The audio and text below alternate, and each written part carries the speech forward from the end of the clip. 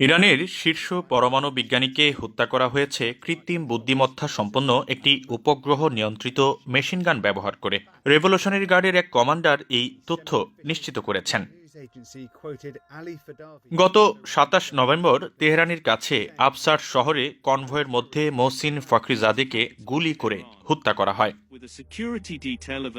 রোববার brigadier general Ali Fadavi স্থানীয় গণমাধ্যমকে জানান যে একটি পিকআপের উপর লাগানো অস্ত্রটি শুধুমাত্র ফখরিজাদেকে টার্গেট করে একাধিক রাউন্ড গুলি চালায়। এই বিশেষ সক্ষমতার কারণে গোলাগুলির সময় ফখরিজাদের পাশে তার স্ত্রী থাকলেও তিনি কোনো আঘাত পাননি।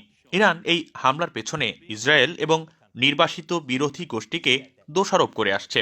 ইসরায়েল এখন পর্যন্ত এই ঘটনার দায় স্বীকার বা অস্বীকার করেনি। ইরানের আফসাদ শহরে গাড়িতে করে যাত্রা করার সময় কিভাবে এই বিজ্ঞানীকে গুলি করে হত্যা করা হলো তা নিয়ে ইরানের কর্তৃপক্ষ নানা বিতর্কিত বিবরণ প্রকাশ করেছে। হামলার দিন প্রতিরক্ষা মন্ত্রণালয় থেকে বলা হয়েছিল যে ফখরিজাদের দেহরক্ষীদের সাথে বেশ কয়েকজন বন্দুকধারীর মধ্যে বন্দুকযুদ্ধ হয়।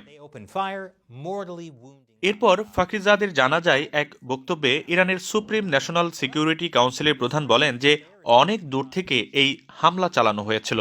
বিশেষ পদ্ধতি এবং বৈদ্যুতিক সরঞ্জাম ব্যবহার করে এই হামলা চালানো হয়, তবে তিনি এর চাইতে বেশি কোনো ব্যাখ্যা দেননি।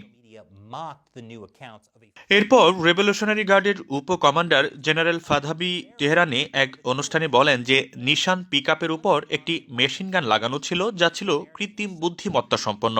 ওই মেশিনগানটি ইন্টেলিজেন্ট স্যাটেলাইট সিস্টেম অর্থাৎ উপগ্রহ থেকে নিয়ন্ত্রণ করা হচ্ছিল, যেটা ফখরিজাদের উপর জুম ইন করে হামলা চালায়। তিনি বলেন মেশিনগানটি ফখরিজাদের মুখের দিকে এমনভাবে টার্গেট করেছিল যে তার স্ত্রী মাত্র ২৫ সেন্টিমিটার দূরে থাকা সত্ত্বেও তিনি গুলিবিদ্ধ হননি। জেনারেল পুনরায় উল্লেখ করেন যে ঘটনাস্থলে কোনো মানব হামলাকারী উপস্থিত ছিল না। তিনি বলেন যে হামলার সময় মোট ১৩টি গুলি ছোড়া হয় এবং সমস্ত গুলি নিশান পিকআপের উপর বসানো সেই অস্ত্র থেকে ছোড়া হয়েছিল। ওই ঘটনায় ফখরিজাদের নিরাপত্তা প্রধানের মাথায় ৪টি গুলি লাগে, কারণ তিনি বিজ্ঞানীকে বাঁচাতে তার উপর ঝাঁপিয়ে পড়েছিলেন। ইরানের সর্বোচ্চ নেতা আয়াতুল্লাহ আল খামিনি এই হত্যার প্রতিশোধ নেবেন বলে অঙ্গীকার করেন এবং এর পেছনে যারা রয়েছে তাদের চূড়ান্ত শাস্তি দাবি করেন।